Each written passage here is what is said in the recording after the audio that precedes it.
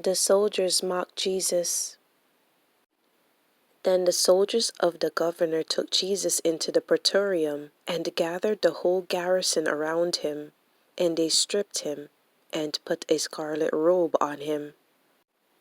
When they had twisted a crown of thorns, they put it on his head, and a reed in his right hand, and they bowed the knee before him and mocked him, saying, "Hail, King of the Jews!" Then they spat on him, and took the reed and struck him on the head. And when they had mocked him, they took the robe off him, put his own clothes on him, and led him away to be crucified. The King on a cross. Now as they came out, they found a man of Cyrene, Simon by name. Him they compelled to bear his cross. And when they had come to a place called Golgotha, that is to say, place of a skull, they gave him sour wine mingled with gall to drink. But when he had tasted it, he would not drink. Then they crucified him, and divided his garments, casting lots, that it might be fulfilled, which was spoken by the prophet. They divided my garments among them, and for my clothing they cast lots. Sitting down, they kept watch over him there, and they put up over his head the accusation written against him: "This is Jesus, the King of the Jews." Then 2 robbers were crucified with him, one on the right and another on the left. And those who passed by blasphemed him, wagging their heads and saying, "You who destroyed the temple and built it in 3 days, save yourself. If you are the Son of God, come down from the cross." Likewise, the chief priests also, mocking with the scribes and elders, said, "He saved others. Himself he cannot save. If he is the King of Israel, let him now come down from the cross, and we will believe him. He trusted in God. Let him deliver him now, if he will have him, for he said, 'I am the Son of God.'" Even the robbers who were crucified with him reviled him with the same thing. Jesus dies on the cross. Now from the 6th hour until the 9th hour there was darkness over all the land. And about the 9th hour Jesus cried out with a loud voice, saying, "Eli, Eli, lama sabachthani?" That is, my God, why have you forsaken me?"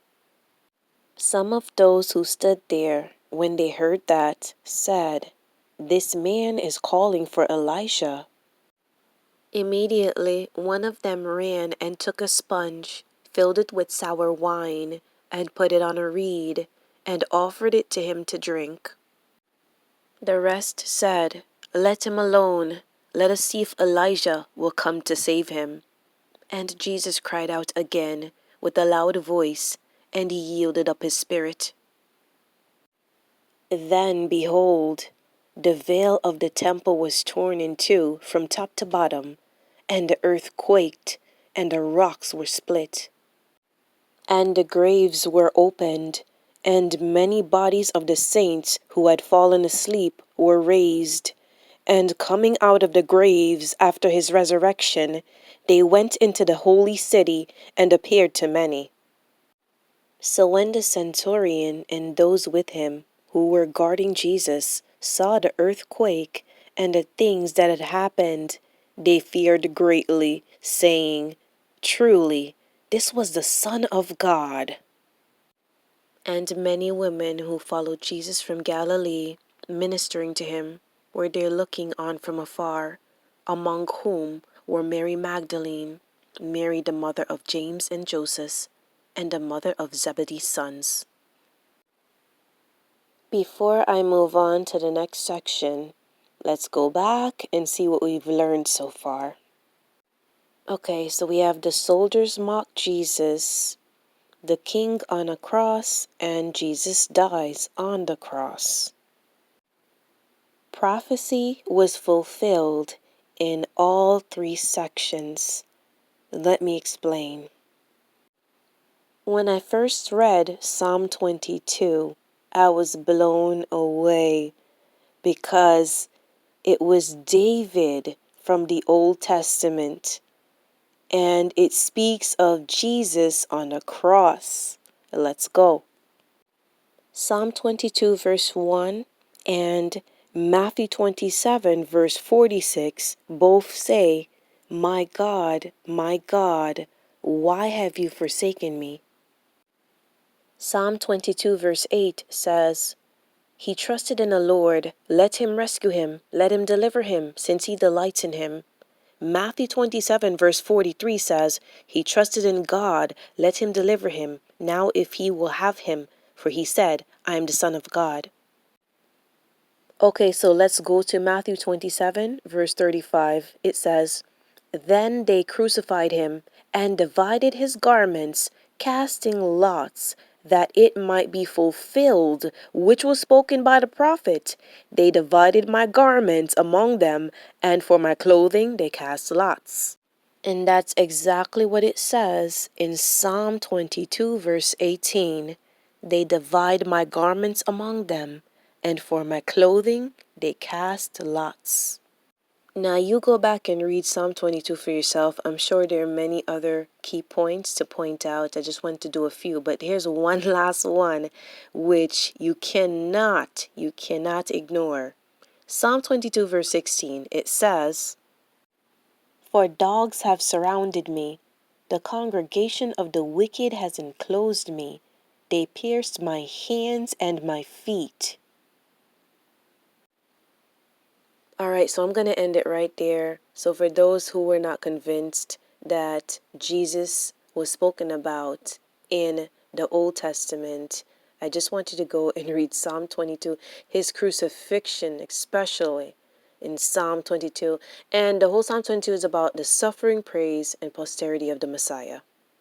Going back to verse 39, it says, "And those who passed by blasphemed him, wagging their heads and saying, 'You who destroy the temple and build it in 3 days, save yourself. If you are the Son of God, come down from the cross.'" So let's focus on the part where they said, "Destroy the temple and build it in 3 days." They thought that Jesus was speaking about the building, the temple that took many years to build. He was speaking about his body. He's going to die and be raised on the 3rd day. So verse 52 through 53 speaks about the graves were opened up, and many bodies of the saints who had died was resurrected and went into the holy city and appeared to many. And this happened after Jesus' resurrection.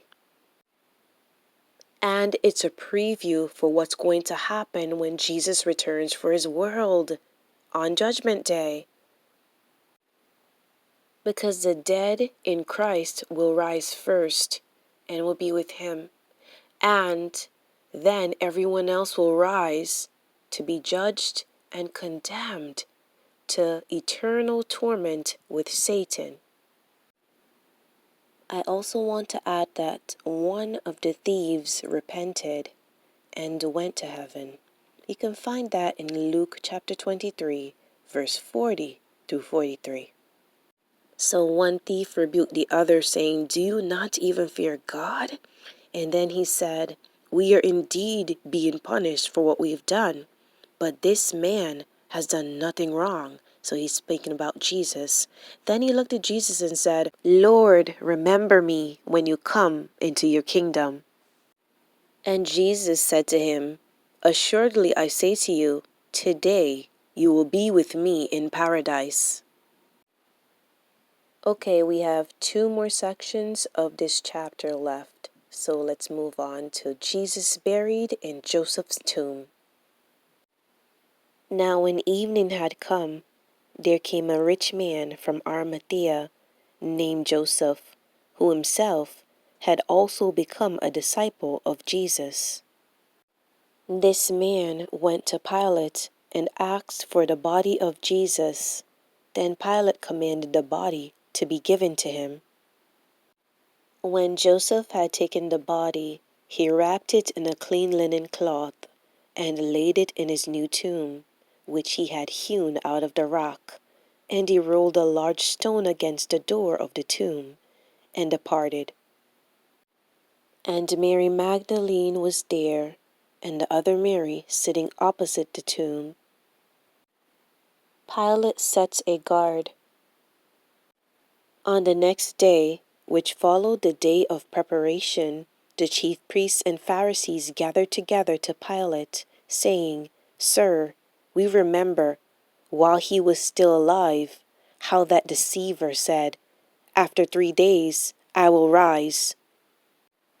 Therefore, command that the tomb be made secure until the 3rd day, lest his disciples come by night and steal him away, and say to the people, He has risen from the dead. So the last deception will be worse than the first. Pilate said to them, You have a guard. Go your way. Make it as secure as you know how. So they went and made the tomb secure, sealing the stone and setting the guard. Okay, so let's think about what we've learned.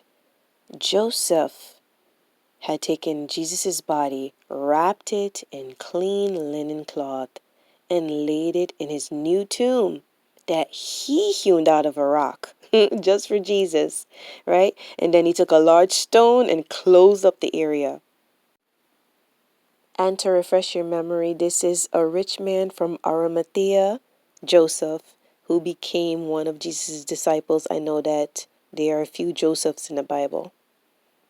So in verse 63, the chief priests and the Pharisees went to Pilate, and they're calling Jesus a deceiver. They're saying this deceiver said he's going to be risen on the 3rd day. Then they went as far as saying that they need to command the tomb to be secured, guarded, because the disciples are going to come by night and steal Jesus's body just to lie to say that he has risen on the 3rd day. So Jesus was mocked, spat on, tortured, carried his own cross, and was nailed to the cross. Then he was buried. He was also being lied on and called a deceiver, when the truth was, they were all lacking faith, just like many people today. Thank you for your time. Thank you for learning and growing closer to Jesus Christ with me. And be sure to go back and read Matthew chapter 27. Take your time, soak it all up, apply it to your life. And stay tuned for the next video, Matthew chapter 28, where Jesus is risen.